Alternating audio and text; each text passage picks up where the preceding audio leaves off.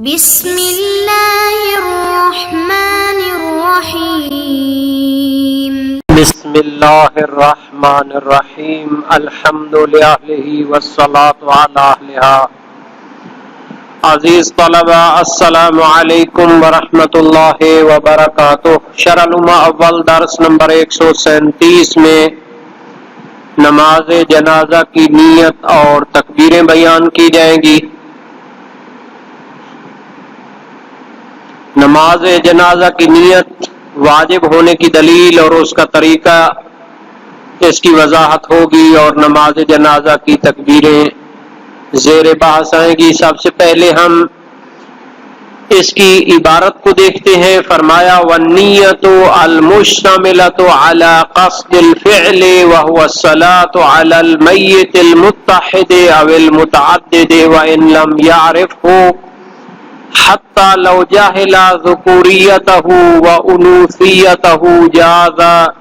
Jazz تذکیر الضمیر وتأنیثہ مؤولا بالمیت والجنازۃ متقربا وفی اعتبار نیت الواجہ من وجوب وندب كغیرها من العبادات قولان للمصنف في الذکر مقارنة للتکبیر مستدامة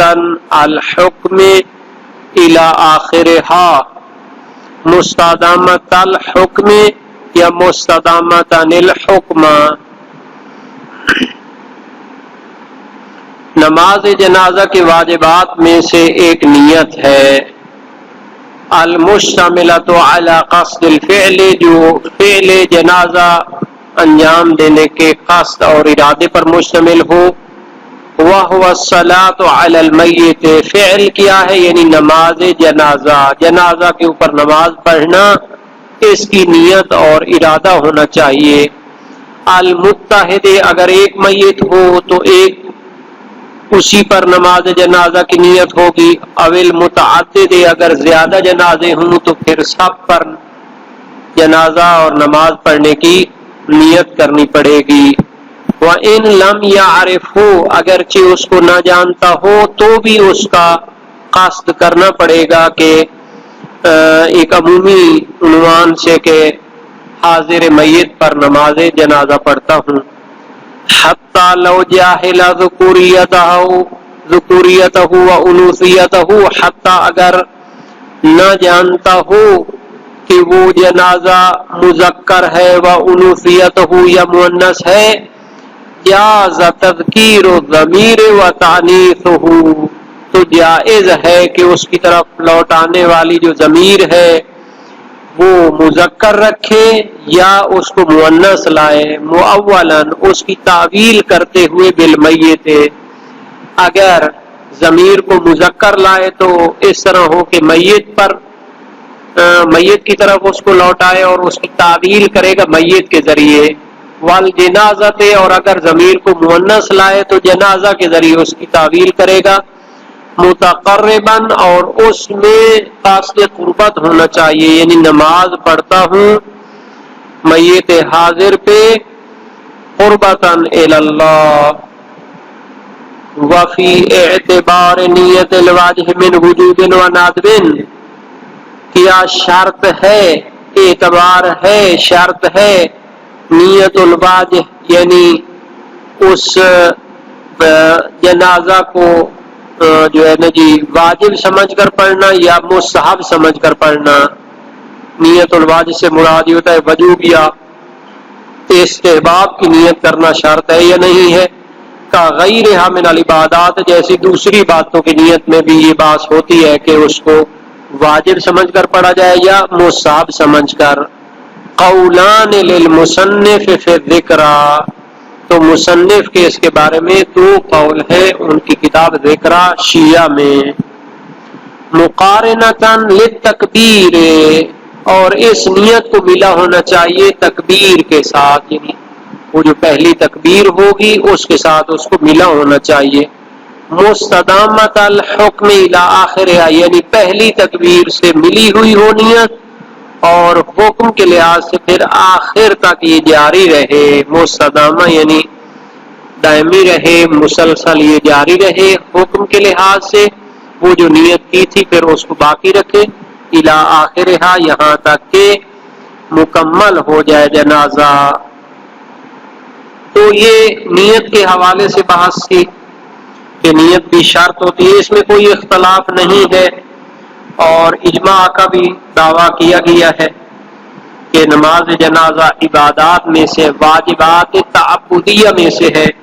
تو اس میں قصد قربت شرط ہے،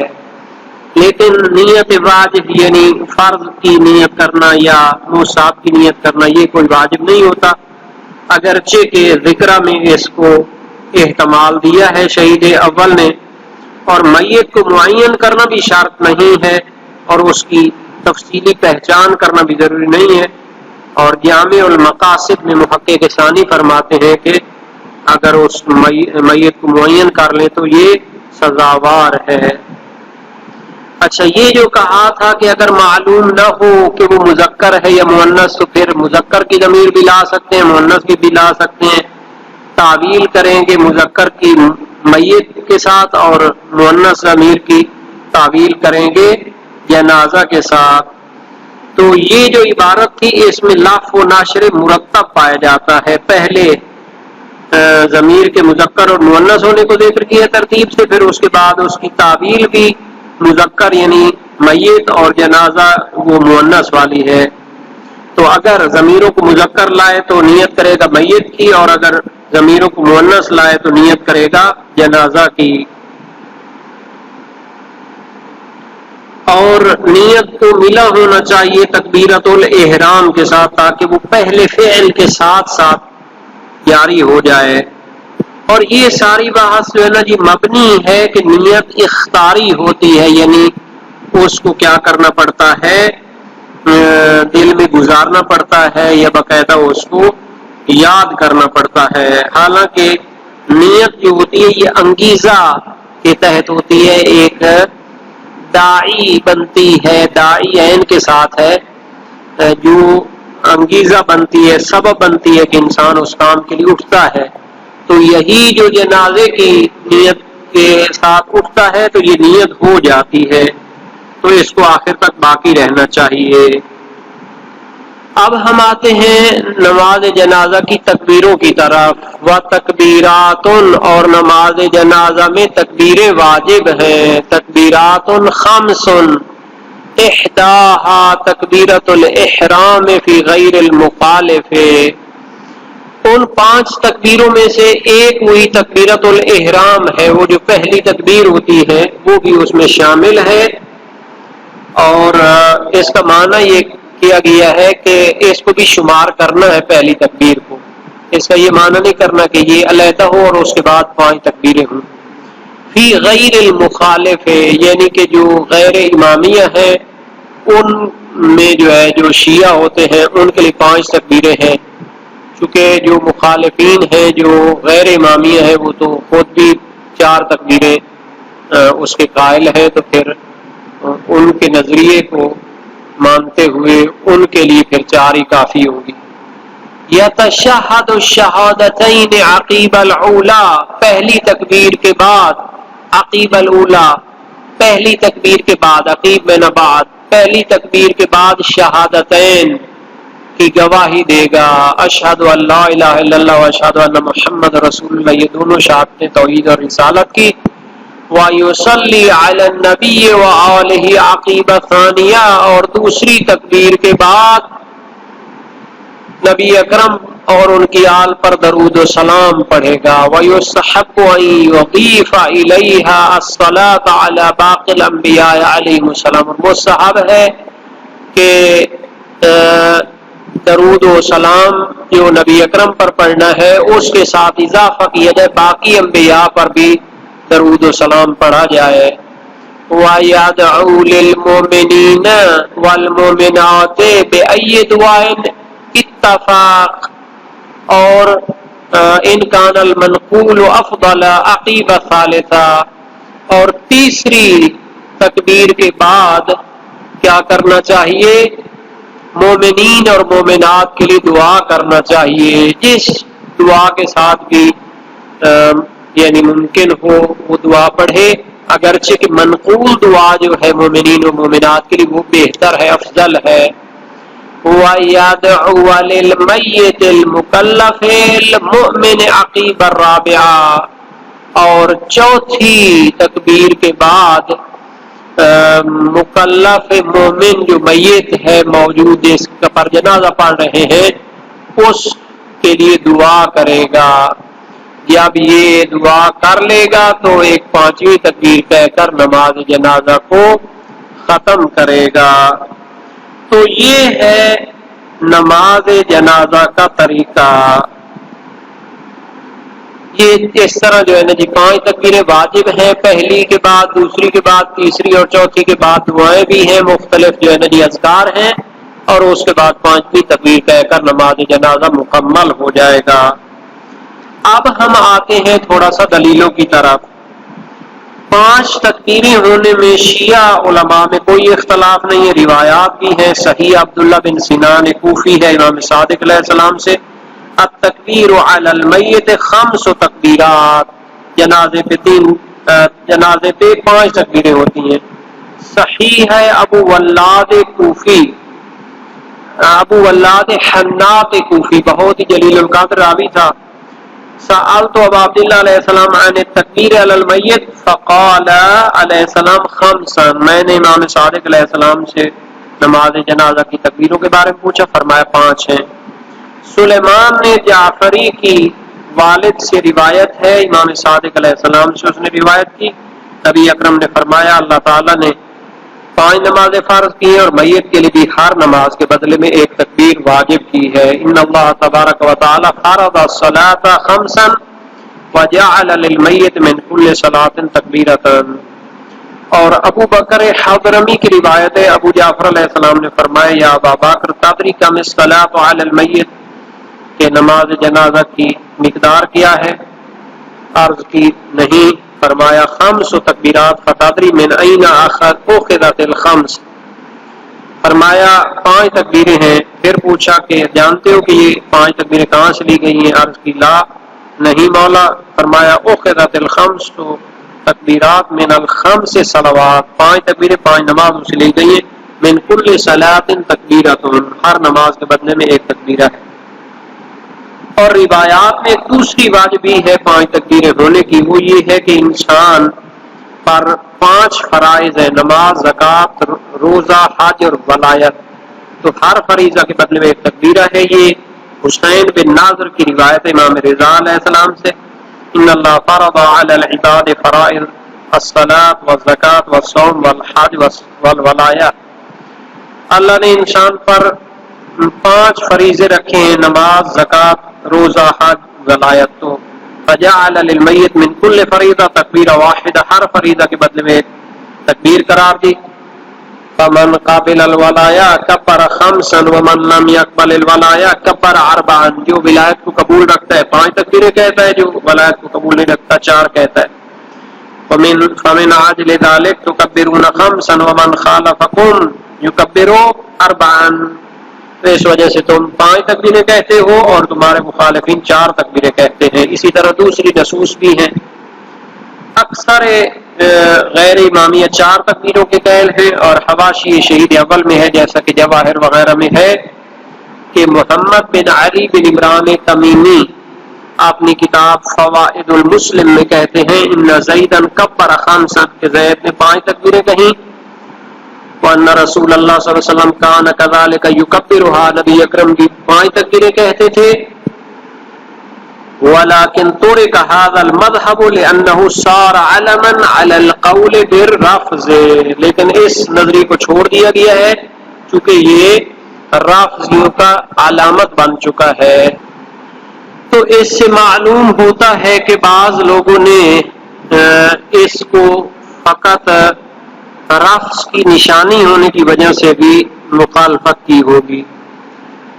بہرحال پہلی جو تکبیر ہے اس کو تکبیرۃ الاحرام کہنا،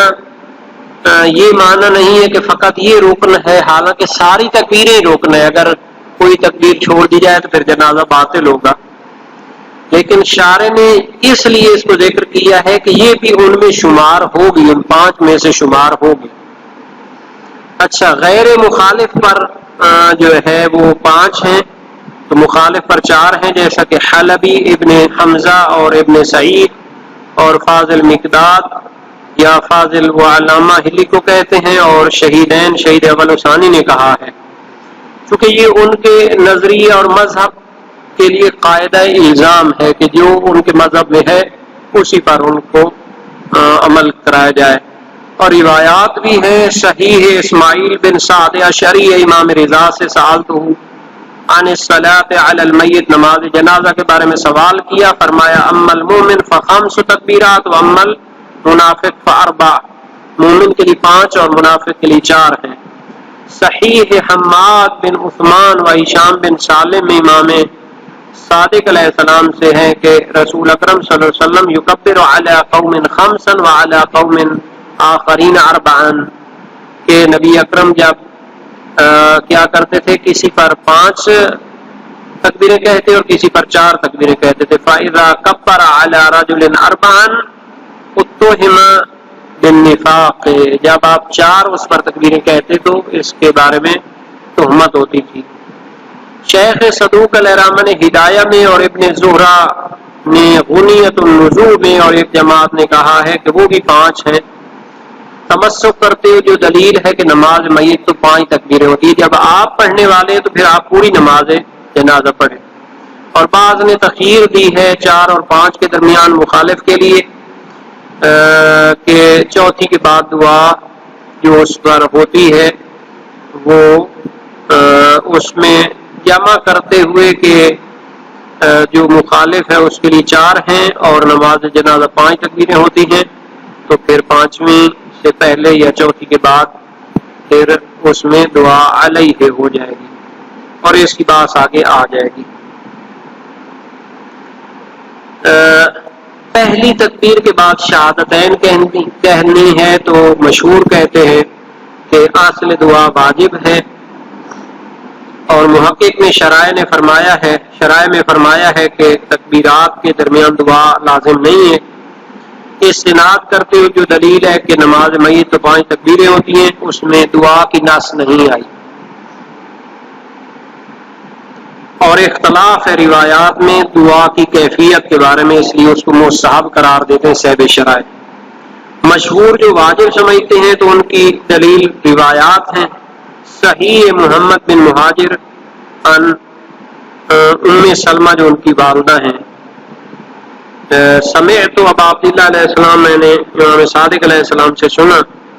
فرمایا کان رسول اللہ صلی اللہ علیہ وسلم اذا صلى على میت کبر وتشہد ثم کبر وصلى على الانبیاء ودعا ثم کبر ودعا للمؤمنین ثم کبر رابع ودعا للمیت ثم الخامس کبر وانصرف، کہ نبی اکرم جب جنازہ پڑھتے تھے تکبیر کے بعد تشہد، پھر تکبیر کے بعد دعا انبیاء کے لیے، پھر تکبیر کے بعد مومنین کے لیے دعا، پھر چوتھی تکبیر کے بعد میت کے لیے دعا، اور 5ویں تکبیر کے بعد ختم کرتے تھے۔ اسماعیل کی روایت ابو الحسن علیہ السلام سے امام صادق علیہ السلام نے فرمایا نبی اکرم جنازہ پڑھتے تھے 5 تکبیریں کہتے تھے اور کسی پر 4 تکبیریں کہتے تھے، جس پر 5 تکبیریں کہتے تو حمد و ماجد بیان کرتے پہلی تکبیر کے بعد، دوسری کے بعد دعا کرتے تھے نبی اکرم صلی اللہ علیہ وسلم کے لیے، تیسری کے بعد مومنین مومنات کے لیے، چوتھی کے بعد میت کے لیے، اور 5ویں کے ساتھ ختم کرتے تھے۔ اور جب 4 تکبیریں کہتے تو پہلی کے بعد حمد و ماجد کرتے تھے، دوسری کے بعد اپنے لیے اور اہل بیت کے لیے دعا کرتے، تیسری کے بعد مومنین و مومنات کے لیے، چوتھی کے بعد ختم کرتے تھے اور دعا نہیں کرتے تھے، اسے منافق سمجھتے تھے۔ تو مشہور نے شہادتین کو سمجھا ہے پہلی تکبیر کے بعد ابن مہاجر کی خبر سے، اذا صلی علی میت کبر فتشہد، شہادتین مراد ہیں۔ اور ایک جماعت جن میں شیخ طوسی اور ابن ادریس ہیں اور ابن البراج قاضی بھی ہیں، وہ شہادت اولیٰ پر اقتصار کرتے ہیں۔ اور دوسری کے بعد درود شریف ہے، خبر اسماعیل میں اس کا ذکر ہے، اور انبیاء پر بھی درود بھیجیں ابن مہاجر کی روایت میں ہے، اور مومنین و مومنات پر درود کیا ہے دعا کریں، تیسری جو ہے اس میں خبر ابن مہاجر ہے خبر اسماعیل کی دلالت کرتی ہے، اور چوتھی کے بعد میت کے لیے دعا کریں تو یہ ابن مہاجر اور اسماعیل کی روایت اس پر دلالت کرتی ہے۔